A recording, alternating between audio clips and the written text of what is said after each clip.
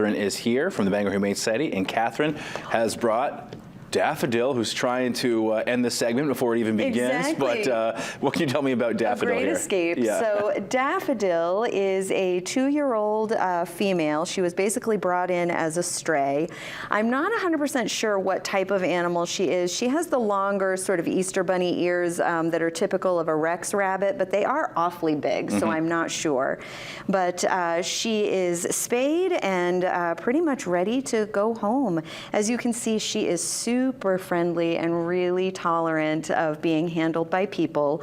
And in fact, when I opened her kennel to introduce myself earlier today, she was just totally amenable to me reaching in and petting her, which you don't always get with small animals. So, sure. She's used to being handled clearly and is looking for a home that is ready for a very social rabbit. She's a very social girl. So what should people think about when considering adding a rabbit to the mix, whether it be your only pet or one of a few animals you might have? Yeah, I mean, you really want to consider the personalities of everyone in the house. If you have a dog, for instance, it doesn't mean that you can't have a rabbit, but if your dog has a high prey drive, if they're prone to chasing squirrels and stuff like that, it's probably not going to be a good fit. Cats and rabbits, strangely, tend to be very good friends. They sort of chill out together. But the biggest thing to know for rabbits is that you need to be really ready for a lot of work. They do require a lot of daily care and upkeep. They have very specific diets that they need to stay on so that they can stay healthy.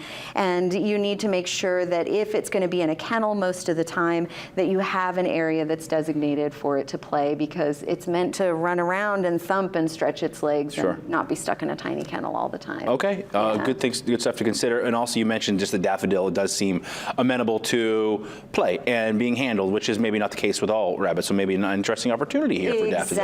Exactly. We do ask, as with any other animal, that everyone come in to meet with her, especially children, so that we can just sort of gauge energy level and make sure it's going to be a good fit.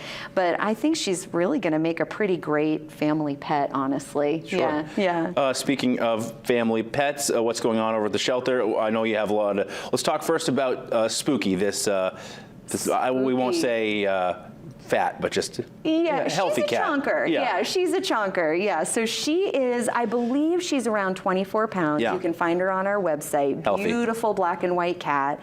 She is a senior cat, and we are hoping that wherever she ends up, there's someone who's going to be willing to sort of grab the bull by the horns in terms of a diet and helping her lose a little weight, because she will be healthier and live longer if she can lose some weight. So right now, we are offering a pair of free tickets to the Garfield movie if you adopt Spooky before she leaves our shelter. She is a Garfield doppelganger, if not in looks, at least in spirit. Okay. Yeah. And well, there's a heck of an offer. And also you have a lot of dogs over there. A lot of dogs, yeah. Dogs across the country are staying in shelters a lot longer than they used to, and there's a lot of reasons for that. But please, we've got some really great dogs that need homes, some that have been with us for more than 2 years now. So, yeah, come and get them. There's Daffodil. Thank you so much for bringing Daffodil through. Catherine has many pets that could use a new home. Reach out on their website or on their Facebook page to learn more. Catherine, as always, a pleasure. Thank you. Yes, thank you.